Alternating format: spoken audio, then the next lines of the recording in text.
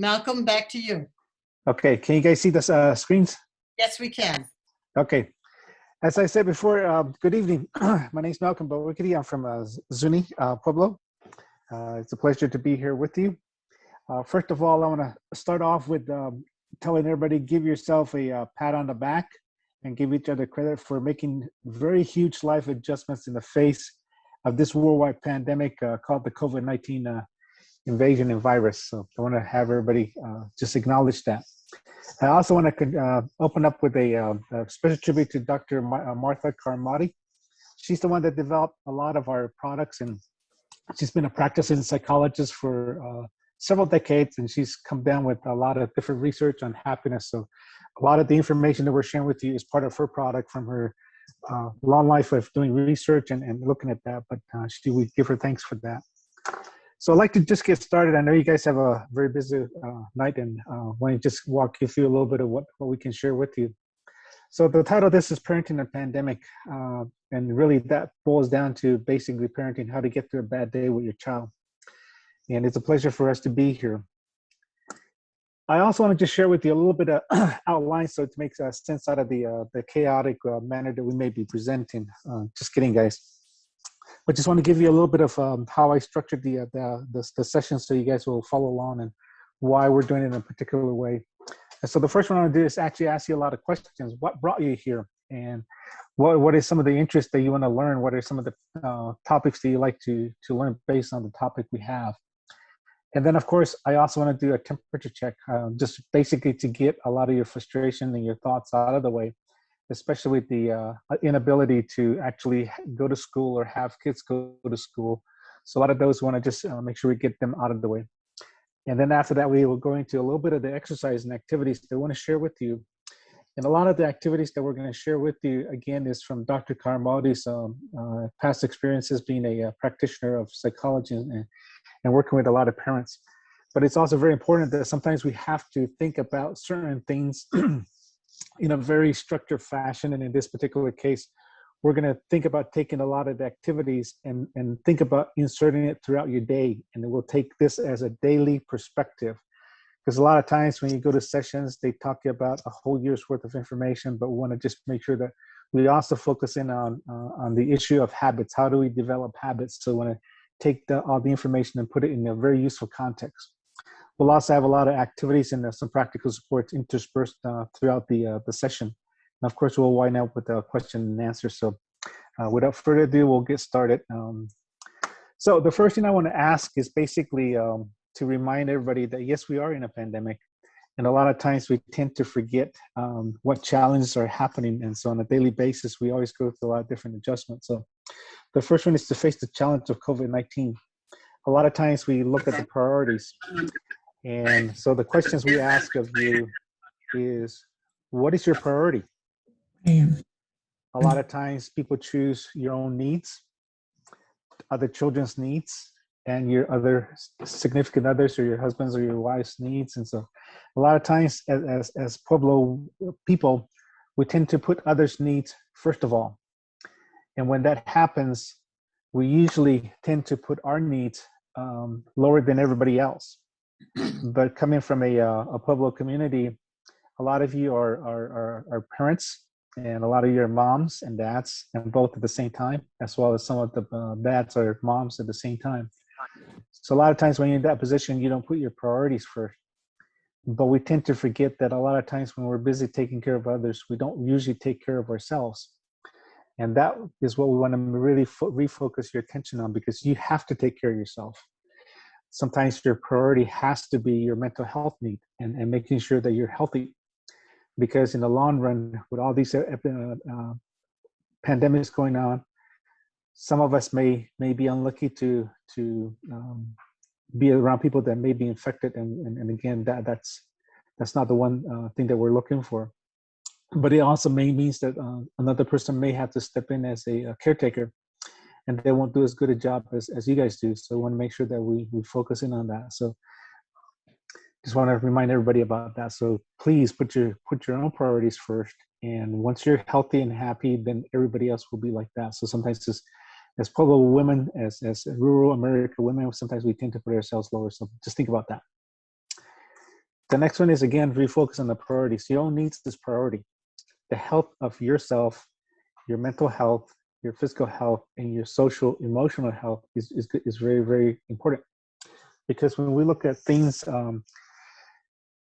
sometimes we're the best people to take care of our family, and we know each of our kids' profiles. We know what makes them happy. We know what makes them sad, and if they're sad or angry, we need to throw a protective cocoon around them until they snap out of it. So those are the ones that we want to highlight. The other one is, again, a lot of times it's really the mental, emotional energy that we have. And we want to make sure that everybody focuses on a non-emptying reservoir of emotional energy. Because when you wake up in the morning, when you're happy and you look forward to the day, that is a lot of energy that is seeping from your own inner self. And we want to make sure that we have the capacity to refill that at a moment's notice. And so a lot of the practical suggestions will add to that. Vital to your resilience and positive mindset is that emotional energy. A lot of times when we have a positive mindset, those little things that made us angry in a few seconds before may just look like little petty things. And so that's what we want to focus you on. In order for us to be helpful to other people, to our communities, a lot of you are probably from San Ildefonso, Santa Clara, all those little pueblos around the Espanol area. We also have a lot of commitments within the community. And also it's springtime, so we have a lot of commitments by trying to prepare for our gardeners if we're allowed to go and do those things. So it's really basically trying to make sure that we're healthy ourselves to take care of our kids. And so we want to refocus and reframe our attention to that. But before we do that, I also want to do a little activity with you, because hopefully that'll set the stage for that. Because a lot of times we want to hear things, but at the same time, I'll be presenting information in a different context. And so I like to use the phrase thinking out of the box. And this is a perfect analogy that I want to capture with that. It does several things. One is it starts making you think. And a lot of times we tend to forget to think and be analytical. Second thing is, a lot of times if we expect our kids to pay attention to us or to listen to our directions, sometimes we as parents, as proxy grandparents, as teachers, as proxy teachers, we expect our kids to follow the directions. And sometimes it's a good test for us to see how well we listen to the directions. So everybody get out a piece of paper and you sort of draw out a diagram like what's on the page, 3 sets of dots. So you actually have 9 dots on the page. You can think of the border as the edges of your pages. So everybody get ready, or you can, if you have a electronic pen, you can do the activity on the screen. So here's the directions. Connect these 9 dots using only 4 lines and without lifting your pencil from the paper. Again, connect. I gotta admit, somebody. Connect the 9 dots using only 4 lines and without lifting your pencil from your paper. So that means if you start putting your pencil down and you go on the lower left corner, that means once you draw your lines, you cannot lift your pen off the paper. And you gotta do 4 lines in whatever fashion you think is appropriate without lifting your pencil from the paper. So I'll give you guys 2 minutes to do that. On the mark, get set, go.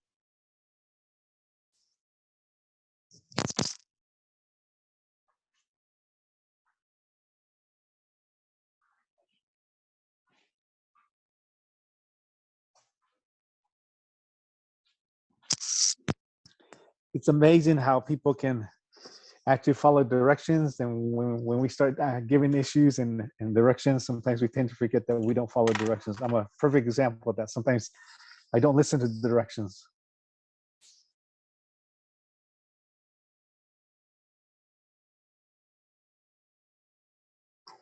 Raise your hands if you're done.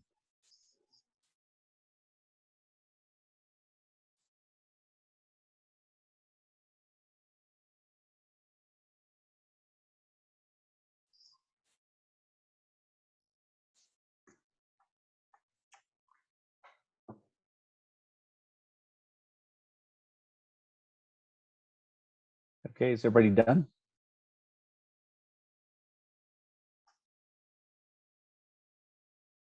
Okay, so I think most people are done. I'll get those people so you can concentrate. Okay. So you're probably now wondering what the correct answer is, and I'll keep you in suspense. I'll actually move on until I have your total attention. Then we'll share with you what the actual answer is. So it keep you a little bit more on your toes a little bit. Let me show you a little bit about myself, who I am, just to let you know that a lot of times we want to tend to want to know who we are. And if you're a Pueblo person, sometimes when you go visit a village, other people will ask you, where are you from? And you tell them I'm from certain so village, and they'll ask you, who's your parents? And then that starts off a whole new trend of questioning. And so pretty soon, sometimes people become familiar and they become more trusting of you. So I just want to share a little bit about myself. My background has been in being a public health educator. Worked for Indian Health Service for 12 years and spent a lot of wonderful time there. Got to travel around the nation, all the 12 areas within the IHS region. After that, I had this crazy idea to run for the top position for Pueblo, and I got elected to a 4-year term. Thoroughly enjoyed myself, ran into a lot of nice people, a lot of good people. Made a lot of friends along the way. Once I got my free get out of jail card after 4 years being a governor, I left the community and started doing a lot of different neat activities. I ran a large business for Native Americans under the 8A business entity. So I managed the business for close to 5 years and did a lot of wonderful projects with that. After I left that, I came back to New Mexico and started my own business as a consultant. So I do a lot of contracting, and I thoroughly enjoy working with Sundance Educational Consulting with Christine Becker and her husband. So we love to do a lot of work. Currently, I'm a grant writer for a particular Pueblo here in the Southwest, but I'm also the chief of operations for the Pueblo. I got promoted when the pandemic started, and the tribal administrator left, and so I took over his position, and have been thoroughly enjoying myself. A lot of headaches, but that did not show who I am. I'll tell you a little bit more as we go along. I want to do a temperature check with you. A lot of times we're not given the permission because of the pandemic. We don't get a chance to vent our frustrations or our observations. And I believe in a school setting that a lot of our opinions from our parents really matter a lot. And so I want to just do a temperature check with you guys, but also as a form of catharsis for all the frustrations you may be feeling because we don't get to socialize. And probably that's one of the things that we really miss about this pandemic. So COVID-19, it never existed in the world. There were similar strains of that. We have the respiratory syncytial virus that came out in the early 2000s, later 2009, around that area. And then we had the MERS, the Middle East Respiratory Syncytial virus that came out in probably about 2015. And then a form of related to SARS, syncytial, what is it called? Southeast Acute Respiratory Virus. So there's been a lot of different versions. So this is the newest one that has never existed within the human, among mankind. And so it's really made a lot of drastic changes worldwide, not just within our own particular United States. It came as an unanticipated interruption and unanticipated game changer. It ruined a lot of plans.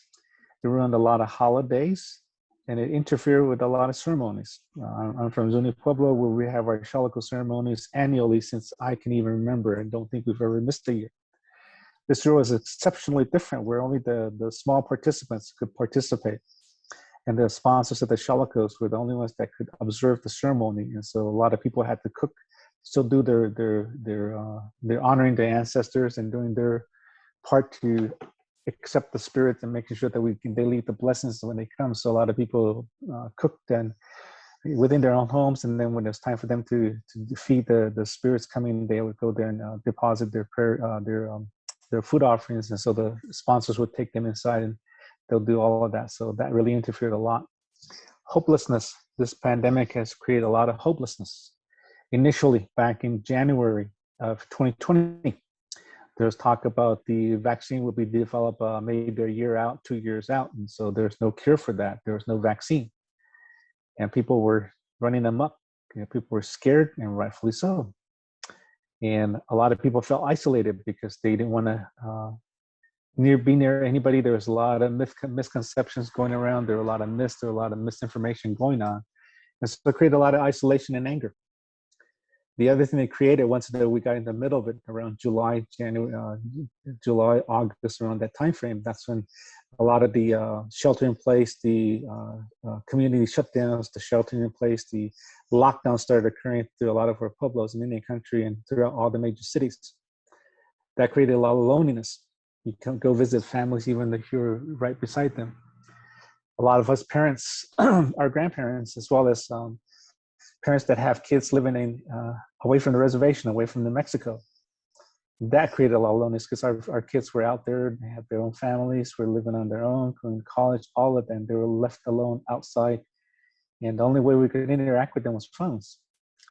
And for those people that actually succumbed to the virus, they had to go to the hospitals and nobody could visit them.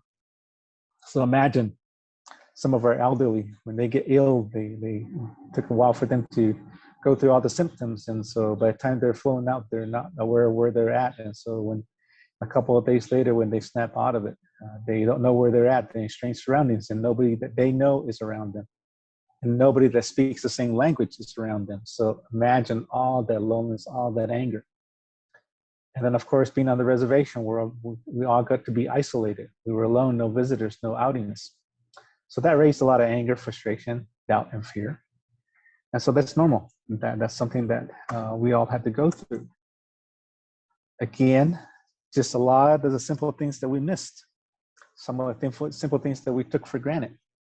Hugging family members, hugging your friends, hugging the friends that you haven't seen for a long time, your relatives, even visiting and sharing a meal, going to a birthday event, going to a cafe. I miss going to Bareilles on 4th Street. I miss going to El Pinto. I miss going to Choo Choo's Pizzeria. I miss going to getting a lot of burger. All those little things, I'm now taking them for granted. And I would love to go to each of those places as soon as they allow us to get a free get out of jail cards. A lot of you guys also missed a lot of happy occasions, birthdays, weddings, rites of passages, kiva dances. We miss our kids taking part because it's our task to teach our young kids how to dance, and we miss those. I miss going to a movie. I miss going shopping. I miss the movie theater popcorn and those big giant cups of Coca-Cola. I miss going to rodeos and concerts. We all miss going to each other's homes when there's a Pueblo feast going on. It's the only time we can actually go and knock on a stranger's door and we'd be welcome like family members, and we can participate in the good food that's taking place and greet each other from different tribes, different nationalities. Oh, I miss those things. What has impacted a lot of Native American communities throughout the Southwest is a lot of our normal rituals, the funerals, the purification rites, the mourning rites. It's sad to see a lot of our folks who departed us not go through all the particular traditional forms of sending them off in the proper manner, be curtailed simply because it was so dangerous. So we now look forward to reestablishing some harmony. Given that, we're giving permission to share with us your frustrations, your concerns. So please, people, share with us what you feel. Anybody? What can you add to what I just talked about? Just the uncertainty of what's around the corner and not really knowing, there's no really clear, true plan as to where we're headed or how we're going to get there. We're hoping that the vaccines take care of all of this, but it's just an unsure, and it's not the same world we used to know. So it's a little chaotic and disturbing. Next.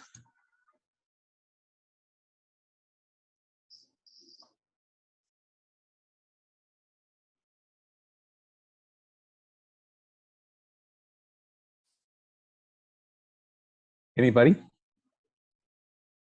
Well, Malcolm, I've been talking with some people that are kind of making up for lost time and plan, since they haven't been able to do anything for the last year. They're planning ahead to make some trips happen and some other activities and things. And I guess we're all keeping our fingers crossed that things continue to improve so we can make those plans and make those happen. Mm-hmm. Okay. Katrina, what are your thoughts?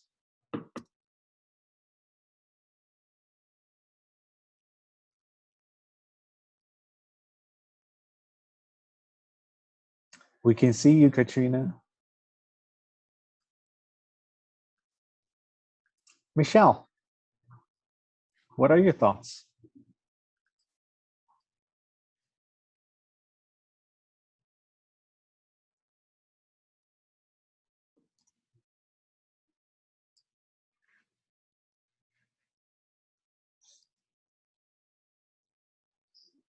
Go ahead, Katrina. I'm just getting back to a little bit more normalcy and trying to do things outside of your home. I know my son hasn't gone back to school, so him wanting to see people outside of just his normal family would be nice. Mhm. Just getting our kids to be able to see other kids and get things going would be nice for our children in our school district. Mhm. Next.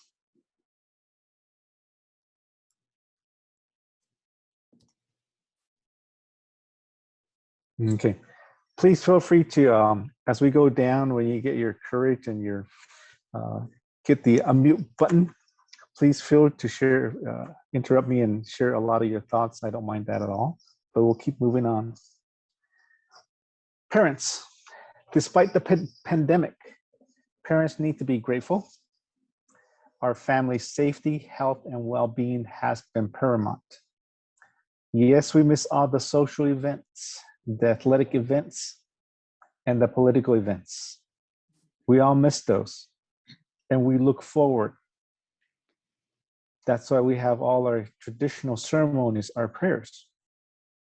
We miss those times when we can actually go to an auditorium and watch our grandkids, our young people graduate or do Christmas ceremonies or Christmas activities, Christmas pageants. We miss those athletic events when our kids run cross country, play basketball. We miss those. We love traveling to watch them, to provide them support. And the kids, as Katrina mentioned, their sons, our kids, our grandkids miss going to school, the socialization. Despite all the ills that happened before, we look forward to those times when we could actually get together. We miss all those political causes. It was nice to have a couple of my friends go to South Dakota to help with the fight for the North Dakota pipeline access. A lot of activities that were taking place here. And most importantly, a lot of the successes that we should have enjoyed as tribal leaders coming together, celebrating with governors, with presidents, when the Bears Ear Monument took place. A lot of those things we miss, as well as our traditional activities.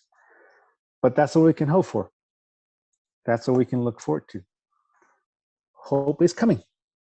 Hope is here. All of you guys are probably saying, really? Despite all of the stuff that we've seen coming down, there really has been a lot of forward progress. The testing has come about. It's gone through a lot of different changes. We now have very accurate testing mechanisms. I'm fortunate to have been part of a emergency operations center for the tribe I work for. As the chief of operations, I make sure that I facilitate all the needs that they will need with all the different programs, the different departments, communicate with the tribal council so they can allocate funds or give permission or send out edicts and saying that the community is under lockdown, but also let the people know that the testing allows us to control and curb the spread of the virus. So that testing was very, very helpful. And we have much more accurate testing means coming about. And so that we value that. We also have, in an unprecedented time, a vaccine being created 6 months before it was ever meant to be distributed on a nationwide scale, on an international scale. Most vaccines take 2-3 years, and they go through very rigorous trials. We call them clinical trials. R01 trial studies, clinical studies where you either get placed in a placebo, a control, or a treatment program, one of those two branches. And with that, it also gives us a lot of data, and we go out and recruit study subjects.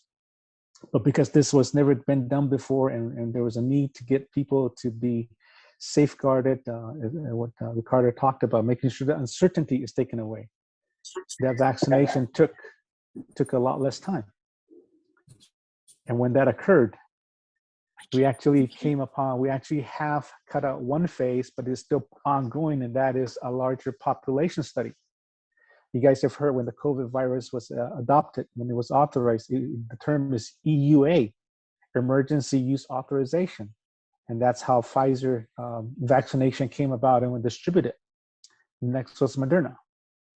And it's still along the same line. Johnson & Johnson is being given the emergency use authorization, although there are some side effects. But when the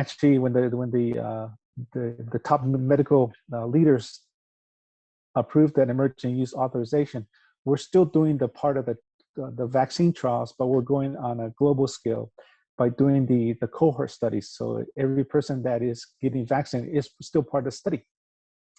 So that's really been very helpful, very safe. And so we can move forward. The drawback is that, again, it's not really a drawback. We used a lot of different processes that had never been used before. In the past, people used live viruses. They killed them, attenuated them. The term is attenuation. But that didn't occur. We used a different polymerase PCR process, and that's a totally different process.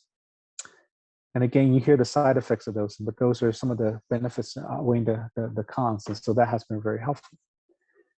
And I think coming from a public health perspective, I share with you that I'm a public health educator. One of the biggest things that I found very great joy in is just the basic COVID-19 safe practices.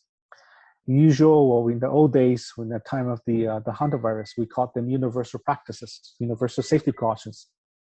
Now we call it COVID-19 safe practice, which basically means you wear a mask, you maintain your distance, and so that's called the social distances, and you do basic hygiene that our grandparents used to teach us. Wash your hands before you eat, wash your hands after you go to the bathroom, on down the line. Simple things like that. That's public health practices. That has been very, very effective, and it still is effective. We also combine that with the issue of social distancing. We're Pueblo rural community. We love to hug and kiss, and so we can't do that right now. But those are some of the things that have actually helped curb the spread of virus. And I'll give you an example how that has come into play. The community that I work with back in February of 2020, the council was giving a lot of different information, told them we need to start thinking about reducing the workforce. We're having people start getting ready to work from home remotely. And that created a lot of different obstacles. A lot of our communities don't have Wi-Fi access to all the villages and all the sectors of the reservation, so that creates some problems.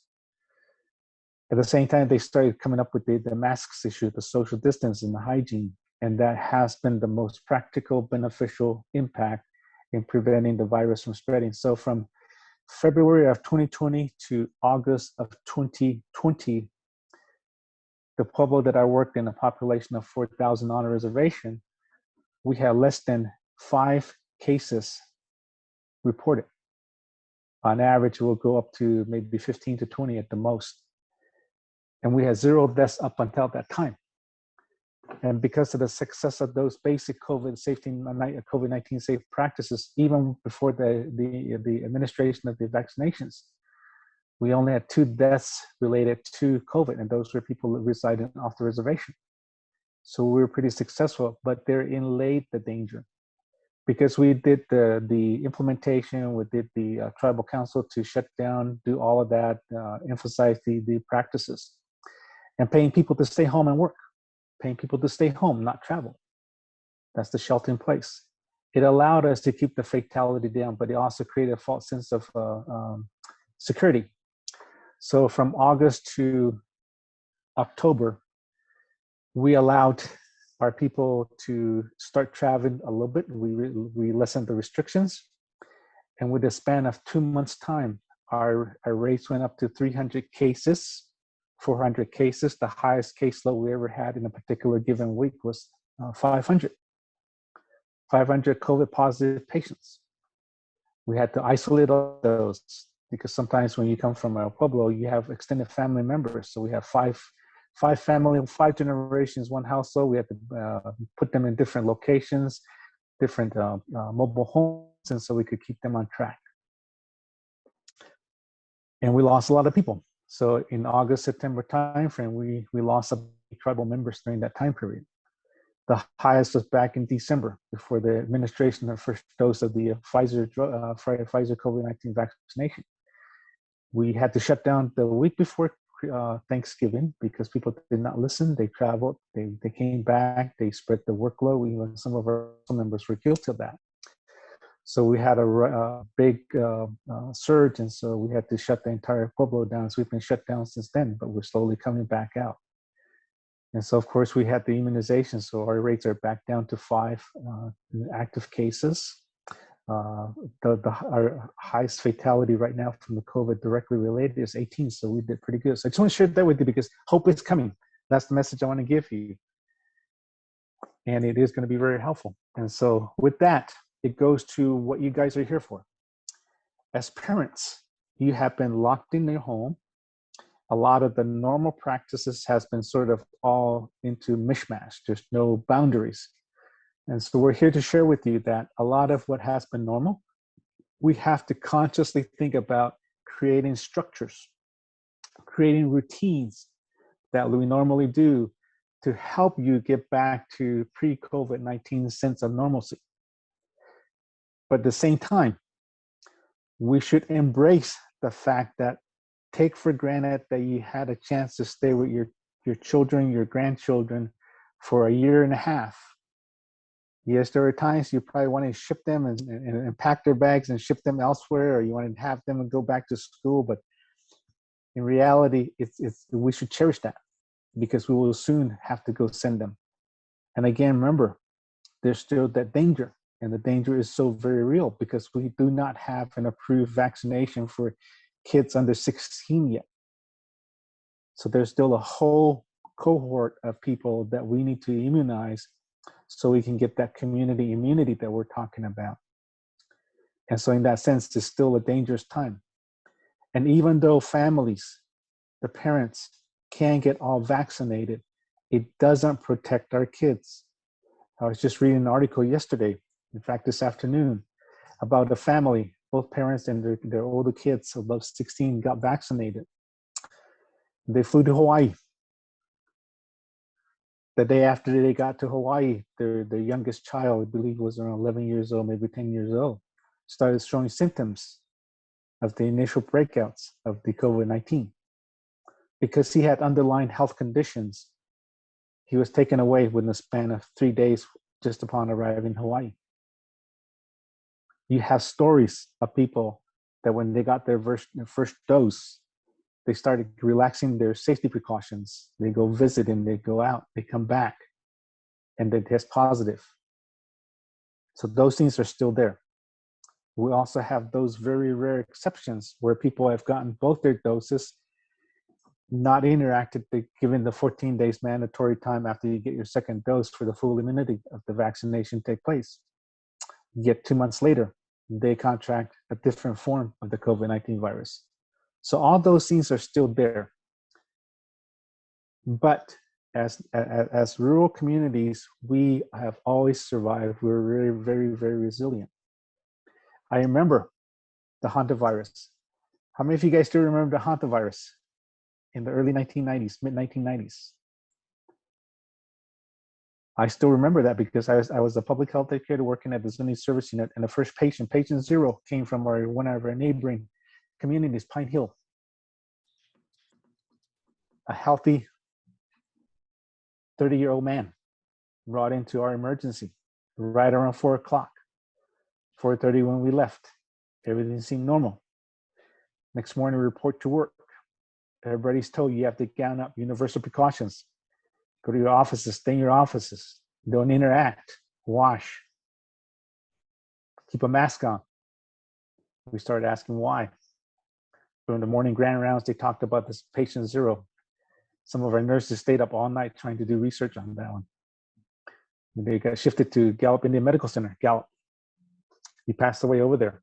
And pretty soon there was a deluge of different patients coming to Gallup for Defiance, Zuni Service Unit, all around the Southwest. Similar dynamics, only this time it wasn't called the China virus. It was called the Navajo virus. And I still remember at the height of that outbreak, before the doctors find out it came from our deer mice, going down to Phoenix, stopping at Payson, before going to Denny's. There's signs that if you're from the reservation, you can't be served. If you're Navajo, you can't be served. It's no different than what we see nowadays at the outset of the COVID-19 virus. A lot of Asian people were targeted. So a lot of things haven't changed. So I do really cherish all the time that we've been able to spend together. I cherish the fact that a lot of things that are going to go back to normal are going to be very well embraced. So I think in that run, there's a positive side to that. And so I just want to share that with you. A lot of times what we have that we don't really think about. And then so we have to come in and overlay that with a different perspective. And that's where Dr. Carmody has really helped us with that. So here I want to talk a little bit of the tips and strategies. So the key are structure, coming up with routine processes that we normally do so kids can feel some sense of normalcy. And as parents, you have to put up some artificial breaks in between your day so we don't go crazy, so we don't get overly stressed, so we have a catharsis, so we can release the stress and frustration. But by the same token, I'm going to ask each of you, if you're from a Pueblo, if you have a particular faith you abide by, practice that daily. That's what we call centering. If you're a Pueblo person, you wake up in the morning, you go out there, you greet the Father Son. You greet him and saying, thank you for being here. You give all the past days' events back to them. You look forward to this day. You ask for blessings for yourself, your family, your kids, on down the line, and then eventually for the whole community. That's what we call centering. We look forward to the day. So when the day comes to all the blessings, we embrace that. Talk with people. Nowadays, thank God we have Google, thank God we have FaceTime, although you can take a different route and say, those allow us to do certain things that are dangerous. But if we provide as parents, as grandparents, some structure, rigid oversight of our kids' access to social media, it actually is very beneficial. And I'll share some of that with you in a later time. So those are the ways we can actually do socialization. If you're teachers, you probably feel frustrated. You probably feel that you're not doing your work because you're not teaching. I want to be the first person to tell you, dispel that notion. The notion that you have to be in a classroom in order for your kids to learn. I want you to dispel that, get it out of your head, because there's such a thing as vicarious learning. Those things are taking place. Social media sometimes allow our kids to take place of that. Some of you teachers actually have been teaching your kids remotely. Yes, you don't have the didactic, the other relationships that you have, the kinesthetic, all the audiovisual, the synaptical usage of trying to get all modalities of learning. It's still taking place. Kids, think about those things. I just want to share those with you. The other thing is diet, exercise, and breathing and timeouts. All these are little things, but they're very, very critical to how we go through the day. And so I'm going to go into a little bit more detail with that. And that's really what we call the small changes, the daily, and the practicing on a daily basis, some of these to feel good in order to do better. And so we're talking about taking just one day. Think about the suggestions. Think about your own day. What are the structures that your family goes through? What are the structures that your kids go through?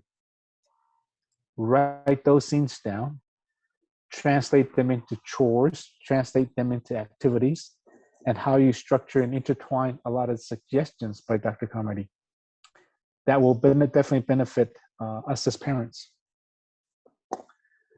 So with that, a daily perspective. And again, a lot of it is simply what we do every day. Go to bed and rise early with a routine.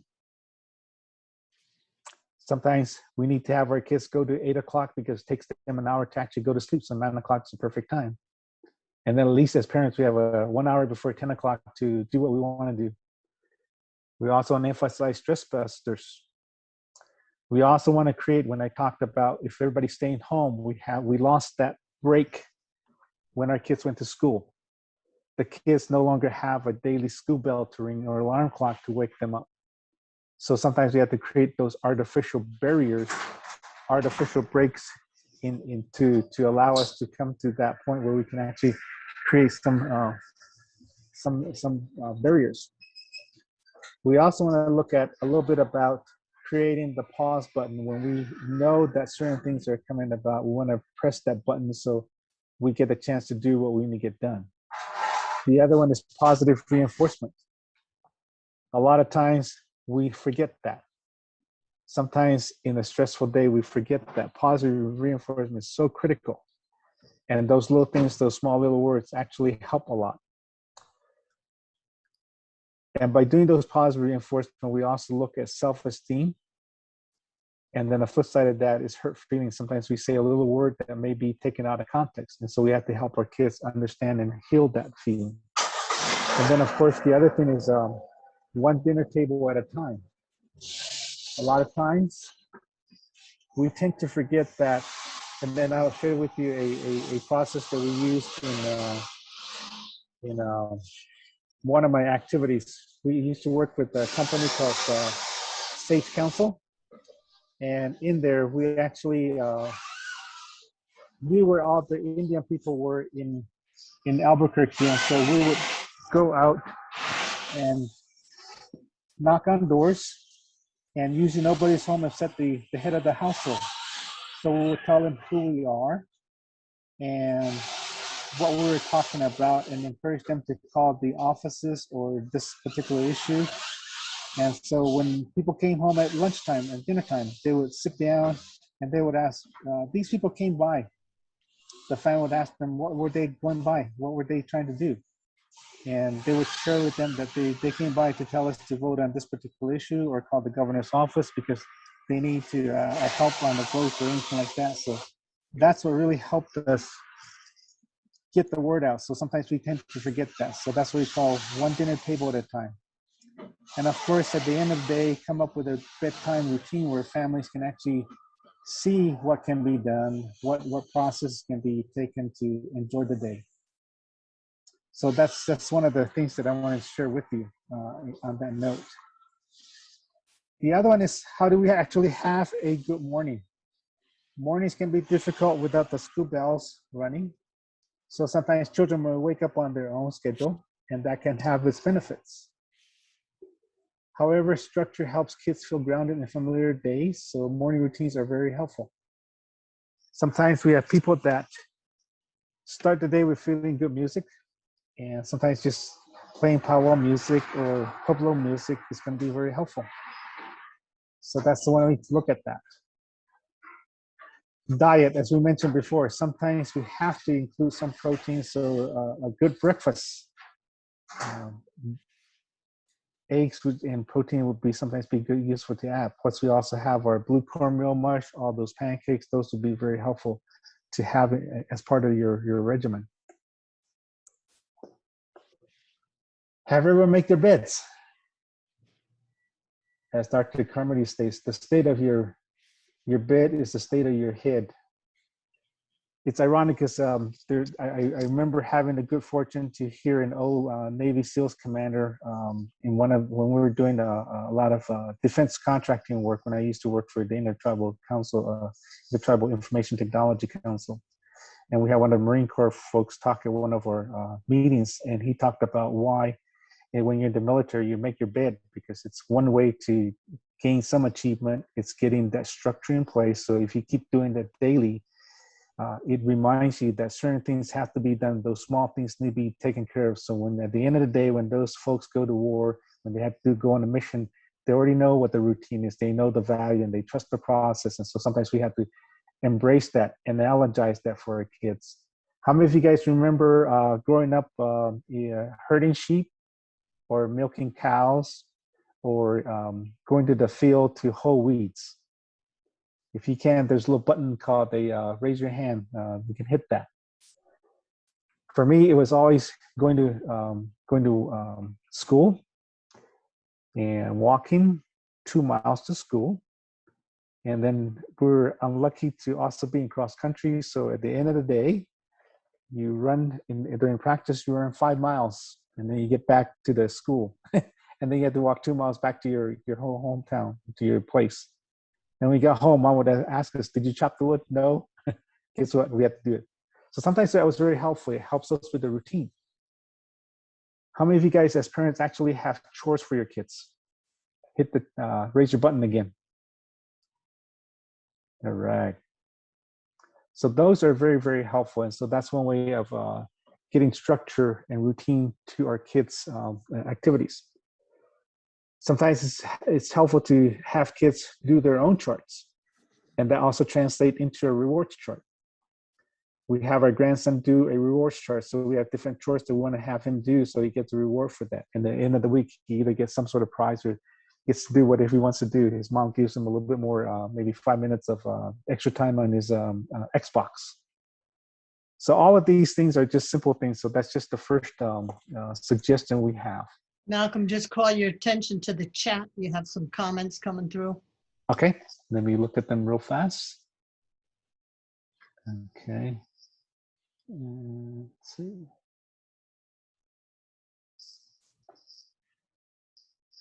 Okay, I can't really see them. Can you read a couple of them? Okay, yeah, one of them said, Michelle says her sleep pattern has been disrupted and she noticed a difference with her kids. Mhm. Ricardo's commenting that music and meditation is a great strategy. Mhm. And Michelle, again, great ideas. Structure and routines are so important, especially for our ASD students. We're making a chore chart this week. The pandemic threw our whole routine off. Perfect, and we got all in the same level, and we're syncing. The other one is actually limiting electronics. The blue screen actually disrupts a lot of the patterns that kids have, and that's part of the thing with ADHD, ADHD. So all of those come into play. So yeah, everybody's on the right page. So we need to look forward. Now that also creates a little bit of frustration. So we have to sometimes tell kids to switch gears.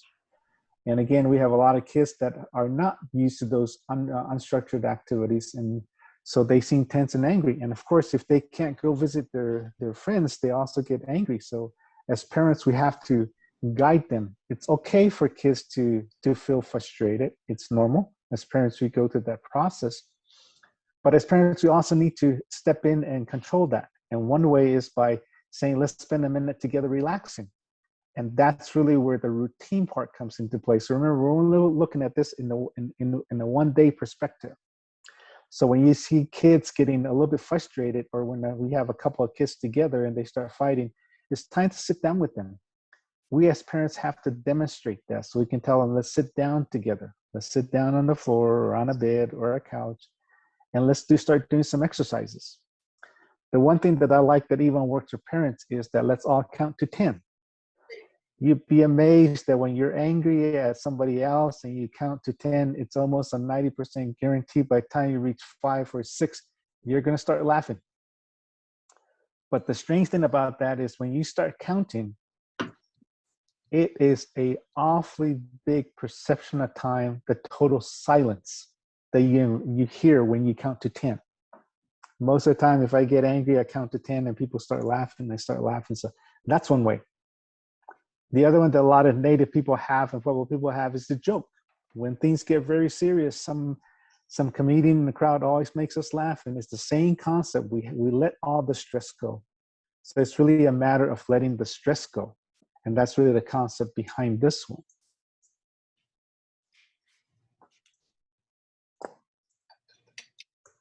Okay, there we go. Remember, when we smile, we can't be mad, we can't be sad, we can't be frowning at the same time we smile. So I like to call on an old friend of mine that used to teach a long time ago, back in the 1980s. His name was the original Mike Smith. How many of you guys remember Mike Smith from Herff Jones, the guys that sewed the class rings and the graduation cards and all of that stuff? he used to have a gift for making people get engaged by doing a lot of poetry and sharing like that. So I'd like to share this before I call on Crystal. Crystal's got his hand raised up, but this is just one example of how sometimes we tend to look at unorthodox things. Remember I tell you about thinking out of the box? And smile is one of them. This has been very, very helpful for me since that time I got to know some of his little techniques. You know, it isn't easy when things look bleak and dark to curl your lips and tell your eyes it's time for them to spark. But smiling on the outside will warm your inside so. Your smile will make another smile, and then two smiles will glow. So through life's troubles, right behind a smiling face, just smile and pass it warmly on. You'll make a better place. This simple thing has had so much impact in my life that a lot of times going through that, I still recite that. At the end of this, I'll share with you a lot of things that Chris has already known about me, but I'll share this with you. Crystal, you had your hand raised. I'm sorry, I forgot to lower it when after we answered the question about chores. Sorry Okay. about that. No problem. You got any other thoughts coming right to your head right now that you want to share? I was just reading what you were reading here, and I love it. So I'm actually thinking about reading it to my boys every morning. Please do. Please share. Please share. So I took a snapshot of that. So thank you. We'll send it to Ricardo so you can actually have it. Right, Chris? Right. Okay. Oh, thank you. You're welcome. This thing sounds strange, but if you've been tied up in your house with your kids all day long and your significant others, and if you come from a family like mine, we have extended family members, sometimes we get on each other's nerves because our workday goes into one. I have a wife that's been working since January of last year at home. I have a daughter who worked from home until February of last year, and they were mandated to work from home. So of course things get tense around here. And we have an 8-year-old grandson who's going to the Native American Community Academy. And so he and I sit across from each other at the kitchen table. That's our office. That's our man cave. So we work, and he does his homework in the mornings because he's on remote learning. I'm at the office at times, but I'm also the lucky person to also be allowed to go to the office because, again, like I said, I'm part of the Emergency Operations Center, so I had to be there on a constant basis. And when the emergency arrives, we have to be there. So I'm one of the lucky few that actually get out. But this is the point that we want to make sure that you guys understand that when you're cooped up in the room, such as most of you have been remotely working and taking care of all the kids because there's no school going on. This is a good example where you create an artificial barrier. So when you know, and you have to consistently interject this, maybe call out timeout and just say 10 minutes on the couch. Have a simple snack. And this is where the chores come into play, because if you structure a day, you already know when you're going to have some stuff on hand, maybe some fresh carrots, celery. You can actually have the kids before supper time. Give them some chores, cut up those fruit and vegetables, so they bag them. So when you'll be ready for all these things, you'll have a lot of those ready. So that's how we can get our kids engaged. But have a simple snack on hand. Make yourself a cup of tea. Sit on the couch where everything's ready. Turn off all electronics. Make it a no phone zone. And you can do it for 10 minutes without these interruptions. When you get together, when you call time out and you guys sit down, start and check in on each person gathered, including yourself. Ask them simple questions. Come up with your own list of questions. It's not the time to discuss homework or behavior problems. This is just a break from problems. Listen attentively. Make sure every person counts. We call it round robin. Like I was trying to do with you guys when nobody was answering, I started calling on people. But it's also making eye contact, that little contact. That's why I'm talking about the smile and the eye contact, because in this COVID environment, we can't see the smile anymore. We don't know if a person is smirking at you or sticking their tongue out behind the mask. But if you look into their eyes, you know when they're smiling because the eyes are shining. And that's the one to tap into. And so you just sit there, listen to each other. Nothing urgent, nothing trivial. And then when your tea is gone, then that's when you start saying, let's have a nice day and move on. A lot of these suggestions are written the way it is because they have some impact. Now's not the time to solve problems. Now's not the time to talk about problems or behaviors. This is a call a break. And that's where we just want to talk about things that really don't matter, but it's a break. We're creating a boundary in our daily activity. And so we're extracting a routine, we're inserting a routine into our daily process. And that's the point behind this particular suggestion. When we do this on a daily basis, we're talking about creating habits. With this COVID environment, we already had a lot of habits. Before COVID, we knew when we had to get the kids up. We knew they had to get in the shower or take a shower the night before. Get up in the morning, get ready if they need to catch the bus or if you're going to drop them off. Everything was routine. That's out the window and it's driving us crazy. It drove us crazy. So now we're creatures of habit and so we want to establish something. So we're going to have to create those. And this is part of building upon that. We are all creatures of habit who talk to ourselves and each other. And we tend to forget because we're not talking. We're texting. We have a lot in common regardless of age, gender, ethnicity, or religion. So this actually goes back to being a universal theme that we need to tap into. Another strategy, again, this is where we start looking at creating new routines. And here, this is where when I talked about the word, the purpose, that comes into play. It's called the pasta jar. This pasta jar is strategy for rewarding children for getting along with each other. It has a value and a visual measurement for cooperation. If you have a bunch of pasta that's outdated, find a old bubblegum can or one of those plastic pickle jars, take the lid, take the sticker off, wash it out, put a bunch of pasta in there. And so this is where, as the parent, you get ready for that. And this is where you actually, when you take your time out, when you artificially interject a timeout, you place that jar in the circle or wherever the kids are at. And you take out a handful based on the value that you saw some of your kids do that you want to reward. So you take out a handful. If your daughter, who's a teenager, and sometimes teenagers don't like to do dishes, and they did that without being asked, without being told, you take out a whole bunch of handful of that. And you say, I'm so glad that you did the dishes. On down the line. And once you do that, it's number 3. Here's the trick. You do not remove pasta for bad behavior. It's as tempting as it. Remember, we're trying to get the reinforcement strategy in play here. And so the pasta jar, you can use gumballs, you can do jelly beans, whatever. The point is to give people an analogy of a reward.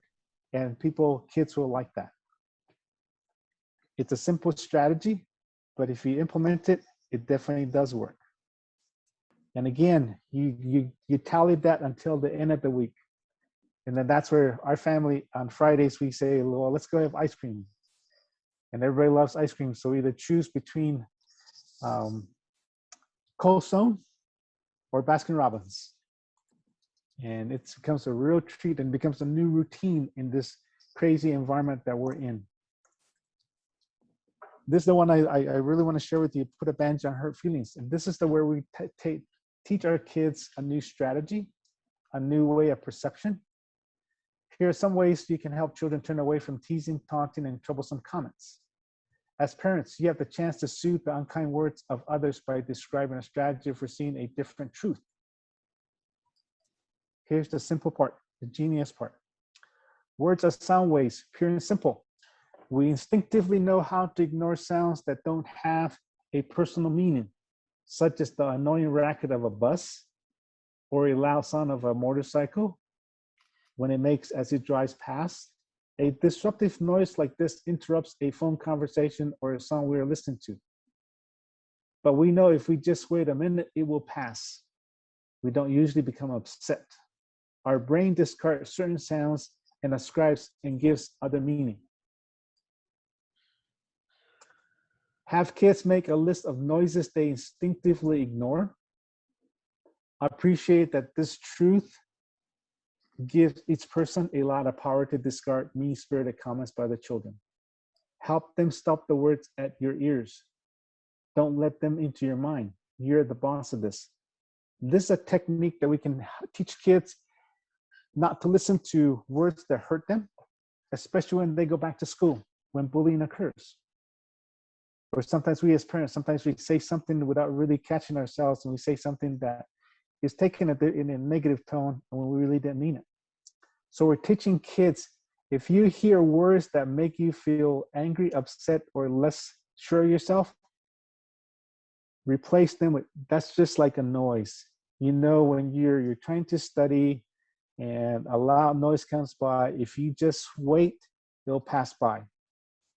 If you hear a mean-spirited word, just wait, because it's gonna pass by.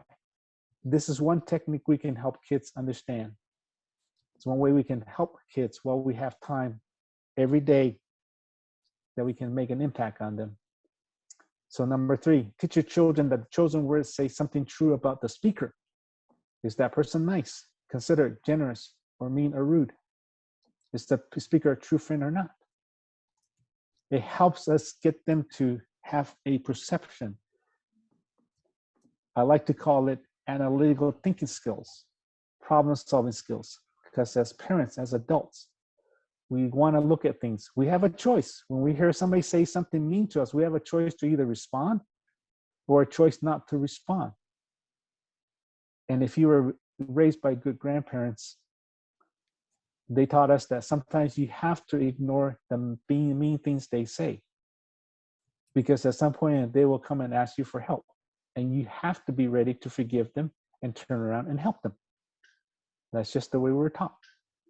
So this hopefully gives you a little bit more structure and help you get to the routine that we need to get to as parents in this crazy world. And I just want to share this with you. Words, they matter. I love words. Words matter because we learn and think based upon our understanding of words. It works like this. Habits. It only takes 21 days to make it a habit. So what we're sharing with you, start practicing maybe one of the techniques, at least for 21 days until it becomes a routine, and take another one and start doing that for 21 days. Before the end of the month, you should be able to have several habits going on. And especially the positive ones. Like for instance, remember the smile.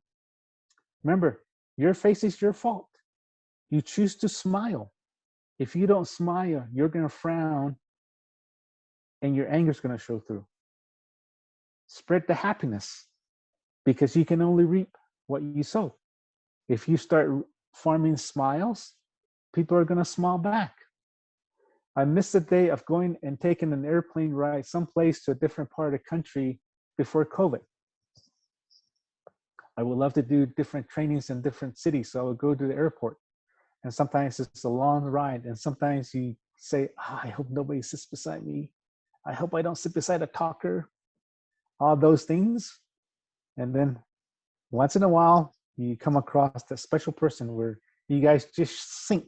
They'll tell a joke or you tell a joke and they start talking.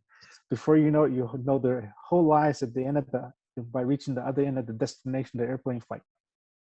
Now, I missed that because I haven't done that for over 12, 15 months now. I want to just throw in a little timeout for you guys. This is called a Readable Roundup because, as I mentioned before, I want you guys to start thinking out of the box and also start looking and understand the usage of words. Words have a lot of different meanings and shades.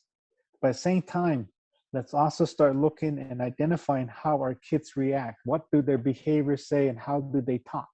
So this is just an example to sort of mishmash all of those. It's analogous to saying think out of the box. So the instructions are very simple on this one. What does that word think it means to you? What's the phrase that it's asking for? Let's all do the first one together.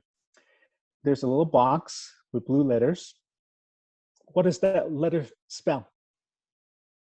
Anybody? Decision? Yeah. Decision. But what is it really saying? There's a little space in between the I and the S. So what do you think that phrase is?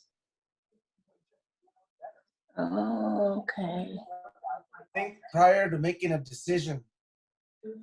You're along the same line, but it's not really what it's asking. Think harder. Look at it. What is it telling you? Why is there a separation in the middle? It's got something to do with the I and the S. It's specific in the space that they put it. Uh-huh. I used to do them with my 7th graders. I love these. Okay. So what is it? Okay.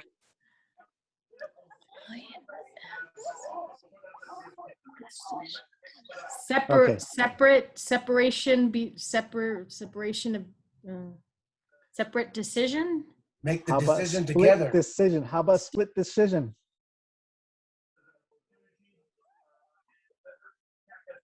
The decision is split, so it's called a split decision.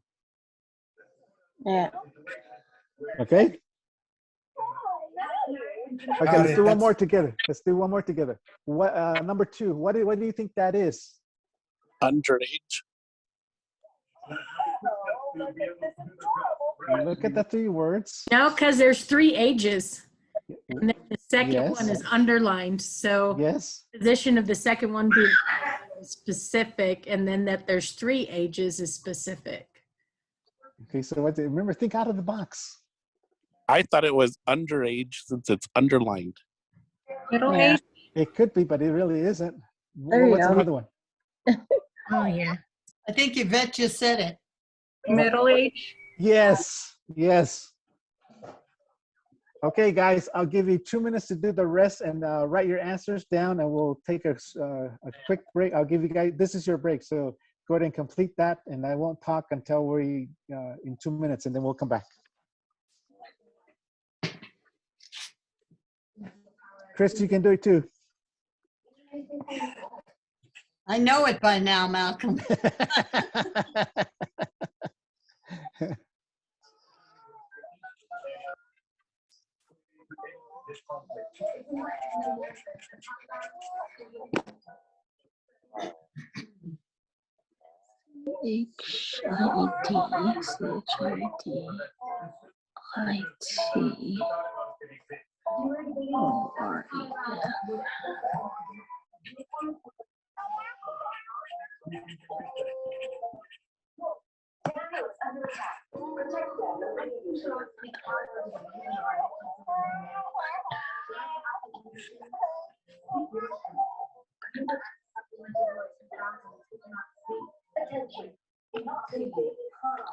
It's okay if you get frustrated. If you get frustrated, move on to the next one.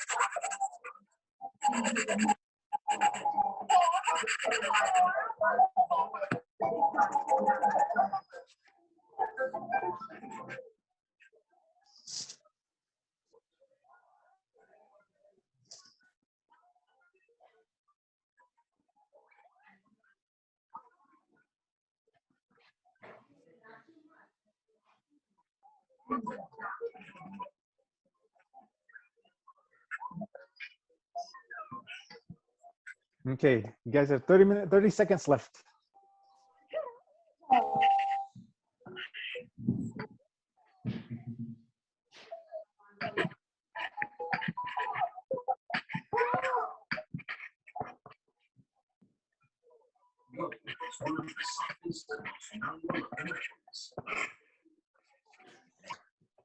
Okay, let's move on. We're going to conclude with, at the end of the session, we'll go and pick up where we left off, and we'll go through all the examples together and see how many people got them right and how many people got frustrated. And so we'll do a stress exercise at the end. And Malcolm, Yes. and also at the conclusion, we want to do a quick drawing for Okay. $50 reward. So some lucky person in this group will be getting that. So make sure your name's in the chat box so Ricardo can do the pick. Thanks. Okay. And I'll make sure we have plenty of time to complete all of those. So don't worry about it if you feel as though we ran out of time. We'll have time. Okay. Again, I just want to re-emphasize again a smile. And a lot of times in this day and age, I want to see people smile. But then again, we don't have the luxury of watching each other's faces, but we can actually look at the eyes. So again, just a reminder, you know, it isn't easy to smile when things look bleak and dark, to curl your lips and tell your eyes it's time for them to spark. But smiling on the outside will warn your inside so. Your smile will make another smile, and then two smiles will glow. So through life's ups and downs, show forth a smiling face. Just smile and pass it warmly on. You'll build a better place. I love Matt. smiling at our elders. To get some of this. It really makes them happy. Dad, Mom. See if you can understand some of this. Sorry. As mentioned before, design dinner time for family time connection. And that's the other flip side of what we're talking about with the one dinner table at a time. There's a ton of research findings about the importance of having a peaceful family dinner together. One of the most interesting, a 60-year study done at the University of Michigan. They found that eating meals as a family improves children's language skills, manners, self-esteem, and sense of security. In turn, the bond established with parents, grandparents, and siblings has protective value in adolescent decisions about smoking, drinking, and drug use. Some studies indicate that family meals have at least some influence on child development as time spent in school. With that, meals do not have to be fancy. A sandwich has just as much power as a complicated meal. The meals do not have to occur every day for positive value to have significant impact. However, the TV and phones have to be off during dinner time. The focus has to be on conversation with each other and collective experience of the family. These gatherings are a great time to share family history, especially if members of the older generations are present to tell their stories. Sometimes you find that this time period is also a way to find out where the thinking's at or what nice thing happened during the day. And so sometimes it's a very good time to get to know that. And this is also a time that I find very helpful and very useful because it gives me a sense of all the time spent on Xbox or YouTube or any of those videos is very helpful because we can gauge a difference as opposed to school time. Because during school, you have still the same paradigm, same dynamics. You all eat together. At the same time, we ask questions and we trust that the teachers are teaching our kids. And I'll share an example with you. We allow our grandson to play his Xbox, and his mom bought him several games. And they usually watch other YouTubers, and those YouTubers are kids, maybe teenagers, preteens, who actually play video games, and they videotape themselves. And so there's constant talk, and they're competing with other people. And the vocabulary, because I've actually sat down and heard what my grandson was listening to, and there's a lot of good words that are being used. And it's just not the words, there's a lot of examples of quality meanings to that. And so a couple of times I was just listening during family time, and I was hearing what my grandson, some of the words that I've never heard him use it before. And I thought maybe it was just the fact that he was listening to a YouTuber, and so he memorized that. So to test it out, I asked him, well, what does that word mean? And he gives me an example that there is some conceptualization, some understanding of the meaning, the definition of that word. So in that sense, that's what I mean by vicarious learning, because that's actually him listening to other people talk. And because on those games, sometimes they have interactions with them because there's different people that join those games. So they're actually learning a lot of stuff. And then he's also taken an initiative by looking at YouTube and experimenting. He loves slime. He loves making slime. So I watch him do Google searches on YouTube and looks at the YouTube various different kids his age and even older coming up with different ways of making slime. And so that's one way of how I look at that. Family time is very, very useful, and dinner time as very precious times to gauge that. So teachers, there is vicarious learning. It may not be at the level we want, but there's learning still taking place. And we know that when you guys get back our grandkids or kids into the classroom, we know that you'll do a dynamite job because you've been training for this for the past year and a half, and it's time for you guys to shine when you actually have them in class. So I think that's an optimistic note that I want to sort of share with you guys about this particular portion. I think my computer is stuck. Yeah. The other one is again with that, the conversation starters. Here's a list of some of the questions that you might want to ask. So, you know, if like the first part of this, I asked for questions and there was definitely silence before I called on Ricardo and Chris to respond. Sometimes that will happen. And so sometimes you want to offer triggering questions. So for instance, how do you think your parents chose your name is one example. And we have a lot of different special names in Indian country. We have a lot of unorthodox names. And we have also a lot of nicknames. So imagine at the dinner table, asking what was your nickname when you grew up? Chris, what was your nickname when you grew up? I think it was Christy or something like that, but it was interesting that my mother was from Sweden and my father was from England or British. So they named me after two queens, Queen Christine of Sweden and Queen Elizabeth of England. So if I act like a queen, I come like that honestly, Malcolm, okay? Okay. But that's a perfect example. And so again, I have a lot of friends called Smurf. There's one guy, he's big. And ironically, I used to have a college buddy. He's no longer around, but his nephew, he was a tall, 6 foot tall Kiowa from Hog Creek, Oklahoma. But his nickname was Tiny. But imagine the kind of conversation that can happen if you sit around and talk about these. And again, one of them is the other one. What is the treasure memory? What makes it so special?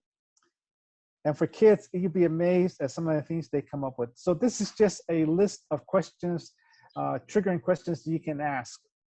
And when you're sitting at home making that, so that's one way of making it very, very entertaining. And so that's just an example. What kind of questions can you guys add to this? Any volunteer?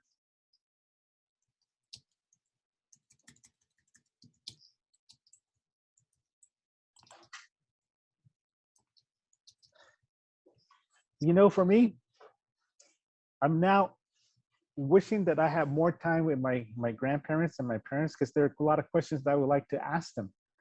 And again, this is strictly coming from a Pueblo person. I've always wanted to ask my dad what the prayer he used when he brought a deer home from deer hunting, because he would always bring it in. We would make a line of cornmeal to have the deer, a relative, come into the home, welcome them in, and then we'll lay them in a certain direction, and then turn them around to have the head facing east when we're ready to do the ceremony.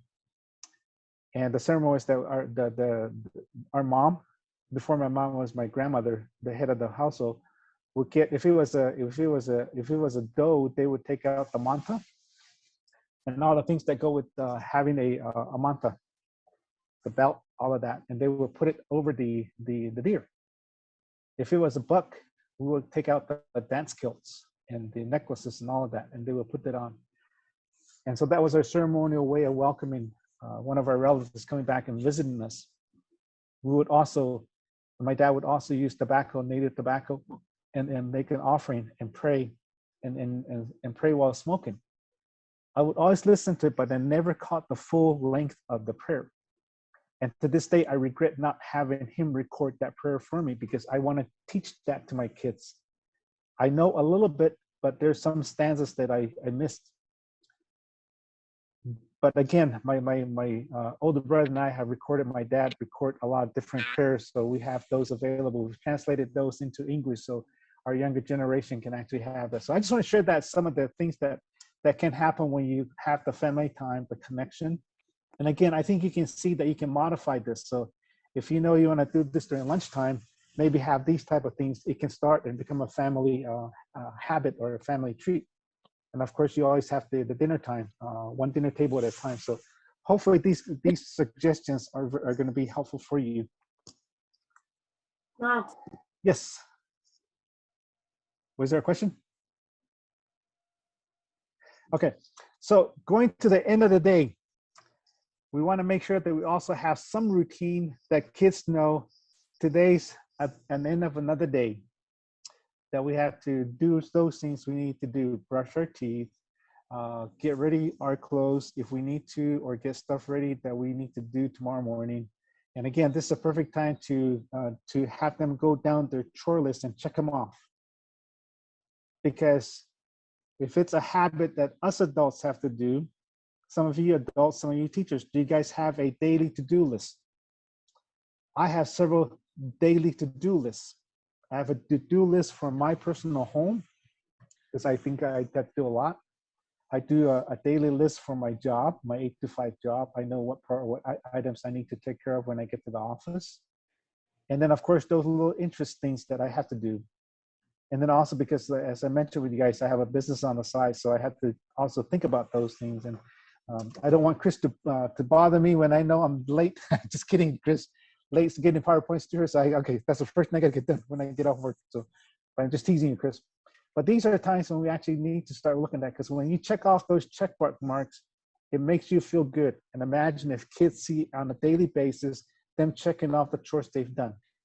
That does a lot for their self-esteem. It boosts their self-esteem and their confidence. And again, just having a routine before they go to sleep, because research has time and time again shown that the time they go to bed is more important than the time they get up, which is good because parents can be in charge of lights out. Make it a habit of turning out the lights several times to let people know that it's time for to go to bed. Because when a child gets their sleep well rested, they be optimistic the next day and be a problem solver. And it actually insulates them and makes them resilient from depression or anytime bad things happen to them. So we want to make sure that we look at that and embrace that concept. Some tips from Dr. Carmody: turn off all electronic screens at 8 p.m., even as parents, approximately 1 hour before bedtime. This is essential because the blue light on handheld screens disrupts the body's natural process of becoming drowsy. It's ironic because when studies are done on people that have lost their eyesight, they lose their sense of their circadian rhythms. So they sometimes become insomniac because they don't have the ability to know that the light is giving them a cue that it's time for the body to go to sleep. And that's why melatonin is now being highlighted as a sleep inducer, where they insert into gummy bears for people that have difficulty going to sleep, insomniacs and the like. So those are just some of the things that I want to share with you. Clean up, brush your teeth, PJs on. Kids love to hear their parents read. So even if you're not a reader, now's the time to really read to them. They love telling that because your voice is comforting to them. It helps them focus. It helps them center. That is, go to sleep. And fourth is finish with a little song or prayer that invites sweet dreams. However you embrace and incorporate your traditional manners, that's what we ask you to do. Bedtime is saying goodbye today, helps children feel secure and loved ones. It's truly quality time, is worth it. Sometimes I share this with people because it tells us, be grateful for what we have and be grateful that life's not fair. And it's one of those original Mike Smith things that I want to share with you, because as parents, sometimes we have to look at this because these things help us, especially when kids have problems.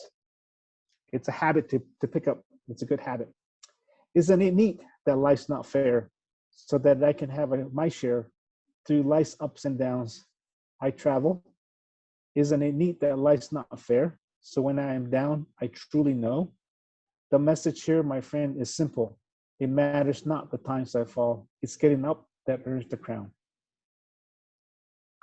Ironically, this is one of those sayings, poems, positive affirmation statements that I've used since the 1980s.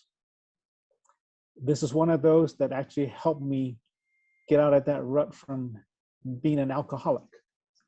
There's another one that I want to share with you, and it'll come up really soon. This is the other one. Today, I'll do those countless things that others will not do, so that tomorrow I can choose from things they cannot do. You see, I'm the only me there is, and now what I must do is be the best me I can be by what I choose to do. For me, it is doing those things that other people don't want to do, will not do, that I have a choice. I have a choice of taking the hard road or the easy road. And I rather take the hard road because it pushes me to my limits. It pushes me to know that I can accomplish a lot. And if you stick around me, you hear a lot of those stories that I share with you. And Chris has heard a lot of those. So these are some of the things that you can share with your kids. And this is some of the things that they can rely on as they grow old, because it does a couple of things. One, it becomes a habit. It forces them to listen to things. And we're sharing with them that they have choices, that words do mean a lot. So this is one example of looking at that. And this is where I love to always wind up with and conclude with. And that's where I say, and let's not forget, before science or Western methods, our traditional ways and lifestyles always emphasize the positive. The Pueblo or traditional Indian ways emphasize positive behaviors. Negative behaviors were always shunned, even if they were not directly related to you. If an elder saw you in a community, in the village, doing something bad, they will remind you. And they will tell you, who's your parents? Do you want to bring negativity to your parents? It's always a moral position that they emphasize. Sometimes we tend to forget we have our prayers. At nighttime, we offer prayers. Even when we go to the kiva to practice at nighttime, we always conclude the evening with the prayer. And that prayer says that we greet the sun, we greet the spirits that are there, we welcome them with the singing. The songs are very poetic, they're beautiful about a journey. It's very poetic when you listen to it in the Pueblo's own words, describing how the rain comes, the dew, the mist, all of that. When the rain leaves, the morning mist, the dew on a blade of grass, the birds coming out, it's always very, very, very pretty. Imagine if you just start doing this and your kids start picking up. You're boosting their self-esteem, you're boosting their self-confidence, and they will always be doing what they need to do. So when school comes about, they will embrace that because they're ready to learn. It's like a wet sponge, ready to hear everything that you teachers have thought you guys were not doing, but yet you are. So a lot of times we tend to forget this one. We tend to forget that. Activities of daily living, the daily chores, these are some of the things we talked about. These are some of the things that Dr. Carmody's lifetime of research on how happiness is managed solidifies, reinforces what we just shared with you tonight.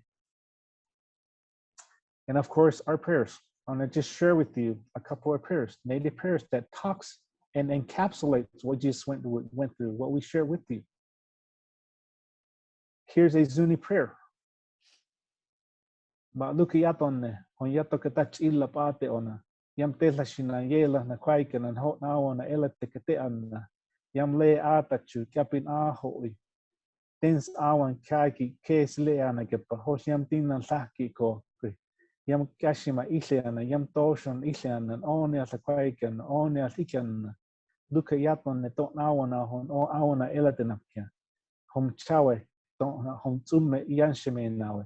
Hom asashinawe, hom apapa, hom asu, hom akawu.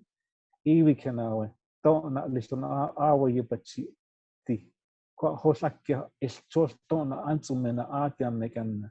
Ibiet sum iak na so bushkoin anicha onia lako ate hi awana yatu. The translation is this. Now this day with our Son, Father, we come out standing with you in your sacred place. You pass us on our roads, our paths cross. All our fathers, the sacred beings, at any given time, we are summoned from our sacred springs, from our heavenly home, carrying our life-giving waters, carrying our sacred seeds, open the sacred path forward, open the sacred path into homes. Now this day, I, Tobacco and Chala, the Eagle Clan, Son, Father, sacred beings, I ask strength from my parents, brothers, sisters, relatives, my people, and to watch over them. Do not deny them their wishes and desires. It will not be so. All wishes shall be granted. Hands locked in unison, we ask your strong spirit, your power, the breath of all good fortune, draw into our warm bodies, in order that our roads may reach to where the road of our Son, Father comes out. Here's a Navajo translated prayer. As I walk, the universe is walking with me. In beauty, it walks before me. In beauty, it walks behind me. In beauty, it walks below me. In beauty, it walks above me. Beauty is on every side. As I walk with beauty. An Anglo version. This is KC. KC is the original Mike Smith's son, and this is what he developed for him. They sort of encapsulate a lot of our traditional prayers, what I just shared with you, a Zuni version and a Navajo version. You can add your own to this.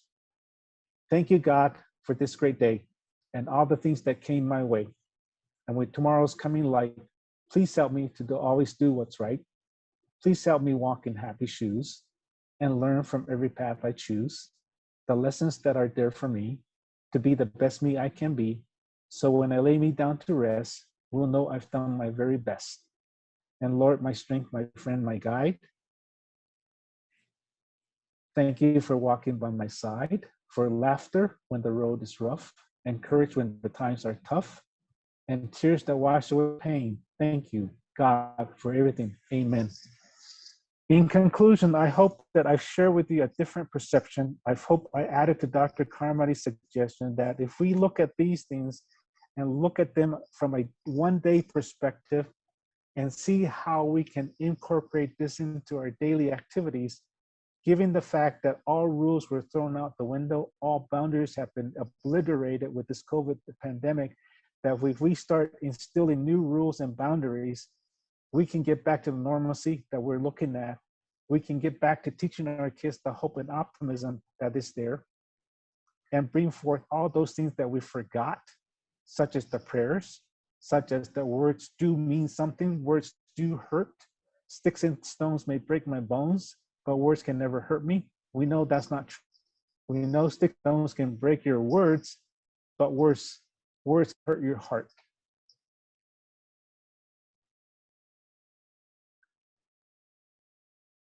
I hope that what I show you tonight may impact on you, and I hope that you value and cherish what we just shared with each other, and that hope that you can use some of these things, and if not, that's okay, because we know you're going to come up with some other things that you've done before that will work. So I want to just share that with all of you.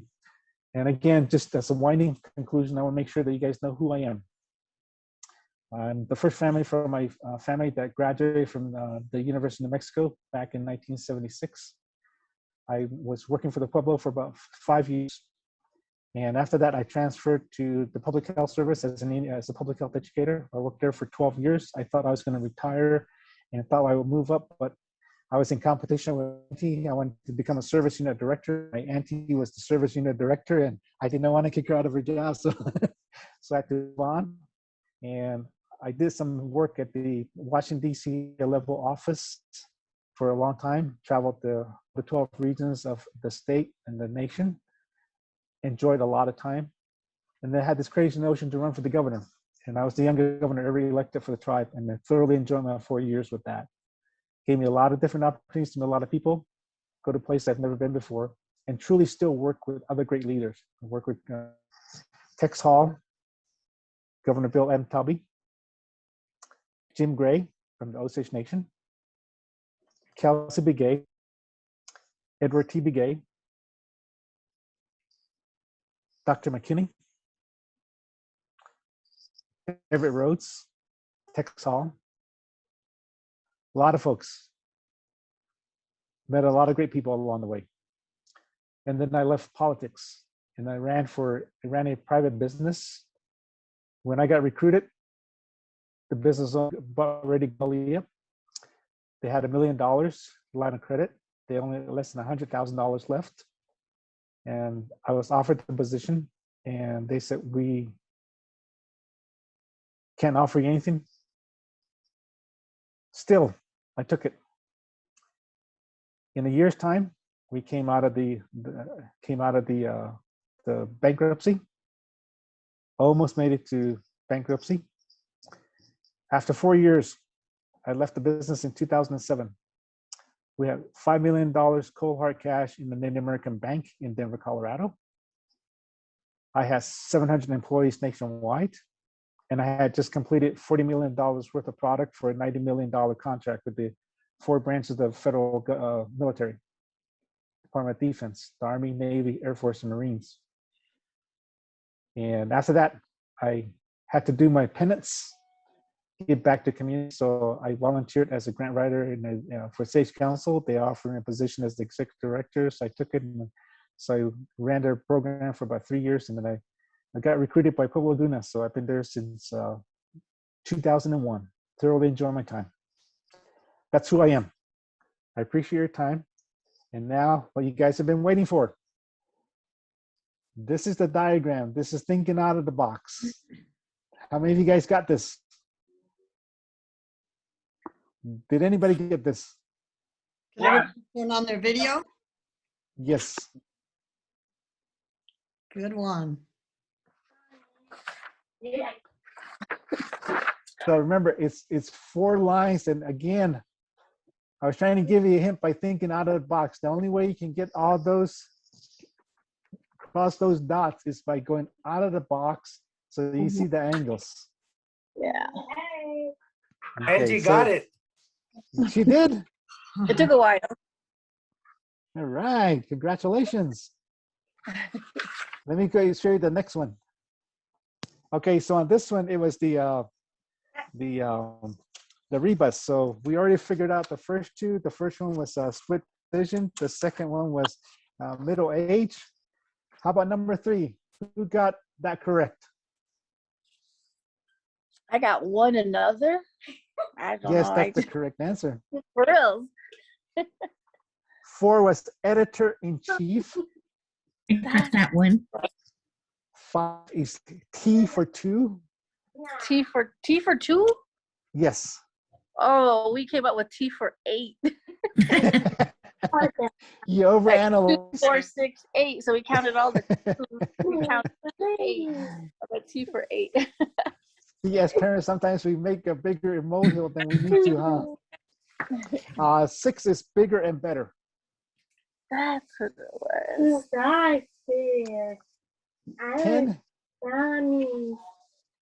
7 is Tennessee. How many of you guys got that right? 8 is moral support.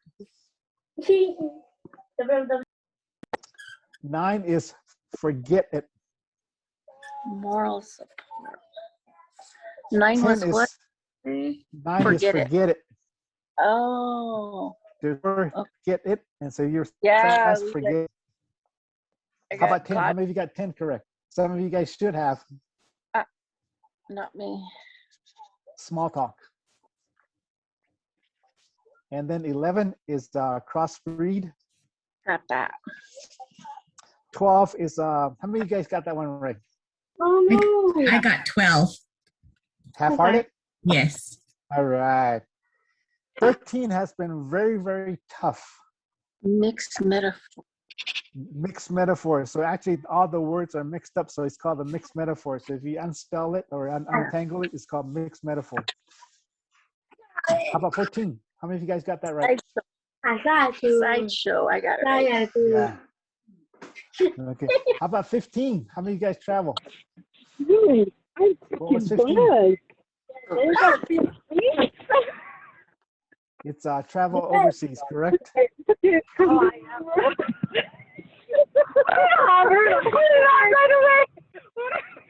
How about 16?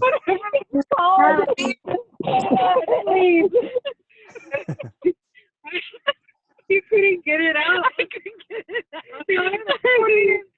How about 17? How many of you guys got 17 correct? That was a tough one. It's painless operation. And then 18 is get up and go. 19 is see for yourself. Yeah. And 20 is Jack in the Box. Oh no, Jack in the Box. I got that one. All right, Ricardo.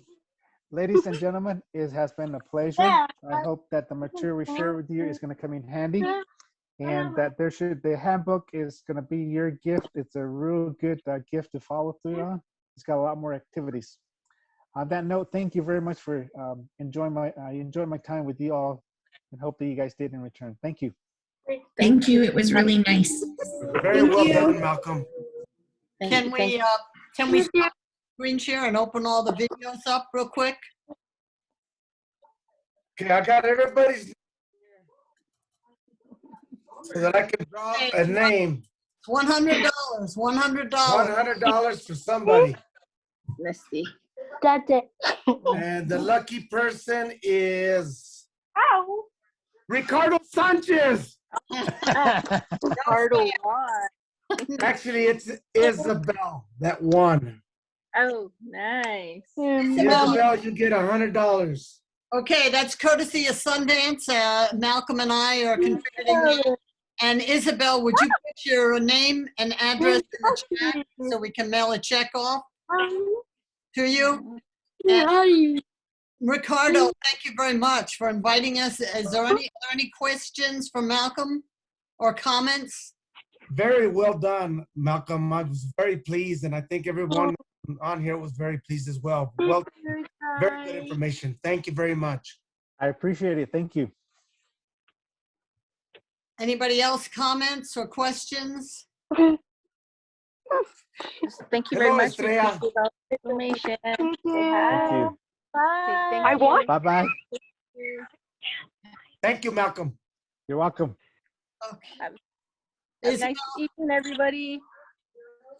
okay, Isabel, I'm waiting for your address in the chat. Okay. Thanks again, Ricardo. Thank you, Ricardo, for having I am trying You bet. to put Thank you my guys for address getting in, on. but I can't. It's not letting me. Okay, let me get my email. That's okay. I can put my address, Isabel.